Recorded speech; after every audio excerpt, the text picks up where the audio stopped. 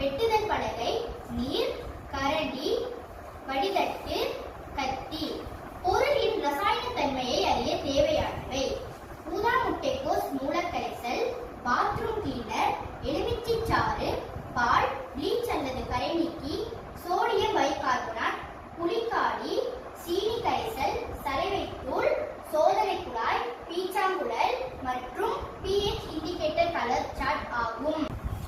முதலில் ஊதா முட்டைக்கோஸ் மூலக்கரைசலை தயாரிக்கும் முறையை காண்போம்.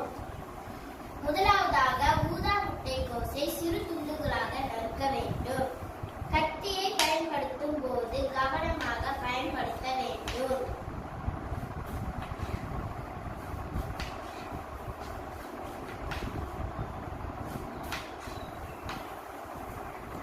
அதனை முகவில் போட்டு வெந்நீரை ஊற்ற வேண்டும்.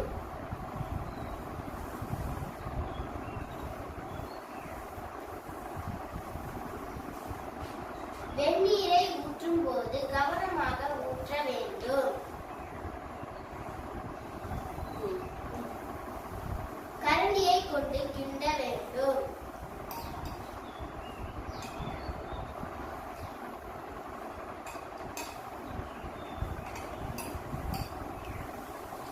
பிறகு 10 நிமிடத்திற்கு ஆற வைக்க வேண்டும். பின்பு ஊதா முட்டைக்கோஸ் நீரை ஒரு சிறு முகவையில் வடிகட்ட வேண்டும்.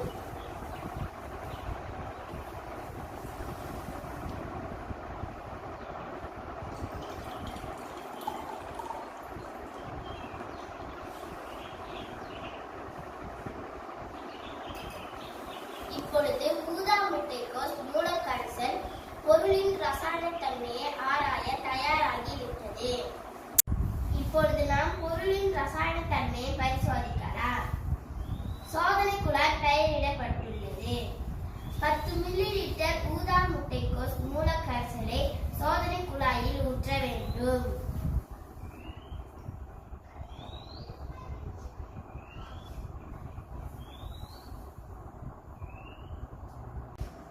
முதலில் பாத்ரூம் கிளீனரின் ரசாயன தன்மையை அறியலாம்.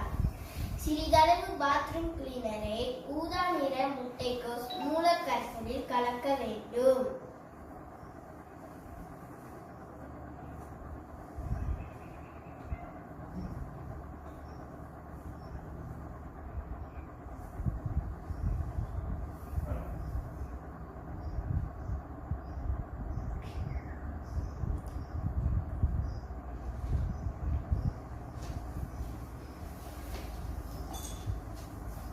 ஊதா நிற முட்டைக்கோஸ் மூலக்கரைசல் சிவப்பு நிறமாக மாறியுள்ளது.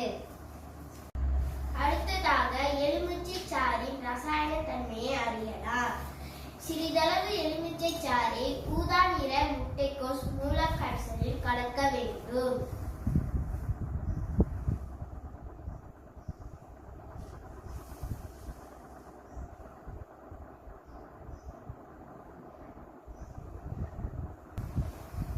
ஊதா முட்டைக்கோஸ் மூலக்கரைசல் வெளிர் இளஞ்சிவப்பாக மாறியுள்ளது. இப்பொழுது புளிக்காடியின் ரசாயன தன்மையை அறியலாம். சிறிதளவு புளிக்காடியை ஊதா நிற முட்டைக்கோஸ் மூலக்கரைசலில் கலக்க வேண்டும்.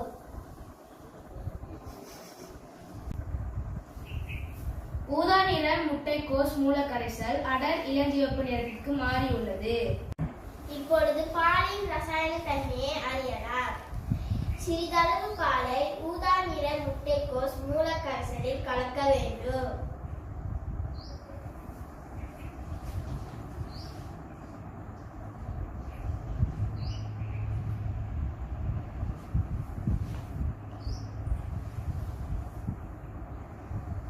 ஊதா நிற முட்டைக்கோஸ் மூலக்கரைசல் வெளிர் ஊதா நிறத்திற்கு மாறியுள்ளது. அடுத்ததாக சோடியம் பைகார்பனேட்டின் ரசாயன தன்மையை அறியலாம். சிறிதளவு சோடியம் பைகார்பனேட்டை ஊதா நிற முட்டைக்கோஸ் மூலக்கரைசலில் கலக்க வேண்டும்.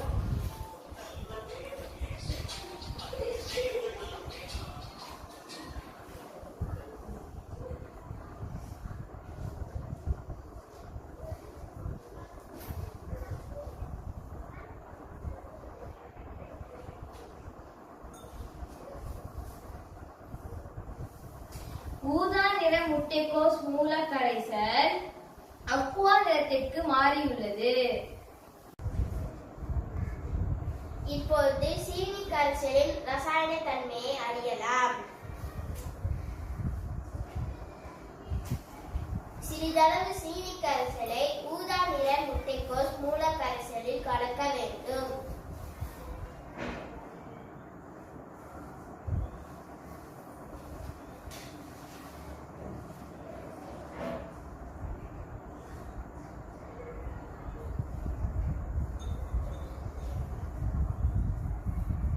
ஊதா நிற முட்டைக்கோஸ் மூல கரைசலில் எந்த ஒரு நிறமாற்றத்தையும் ஏற்படுத்தவில்லை. அடுத்ததாக சலவை தூளின் ரசாயன தன்மையை அறியலாம். சிறிதளவு சலவை தூளை ஊதா நிற முட்டைக்கோஸ் மூல கரைசலில் கலக்க வேண்டும்.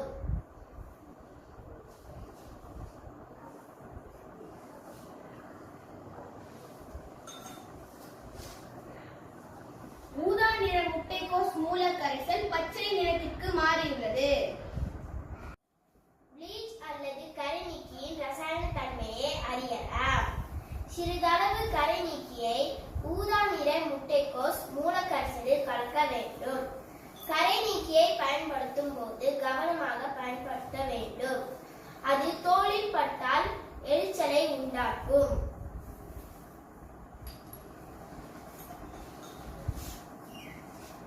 ஊதா நிற முட்டைக்கோஸ் மூல கரைசல் மஞ்சள் நிறமாக மாறியுள்ளது. எலுமிச்சை சாறு காடித்தன்மையை கொண்டுள்ளது. புளிக்காடி ஊதா நிற முட்டைக்கோஸ் மூல கரைசலை அடர் இளஞ்சிவப்பு நிறத்திற்கு மாற்றியுள்ளது. இதனுடைய pH அளவு 4 ஆகும். புளிக்காடி காடித்தன்மையை கொண்டுள்ளது. பால் ஊதா நிற முட்டைக்கோஸ் மூல கரைசலை வெளிர் ஊதா நிறத்திற்கு மாற்றியுள்ளது. இதனுடைய pH அளவு 6 ஆகும். பால் வீக்கஸ் அசிட் ஆகும். சீனி கரைசல் ஊதா நிற முட்டைக்கோஸ் மூல கரைசலில் எந்த ஒரு நிறமாற்றத்தையும் ஏற்படுத்தவில்லை.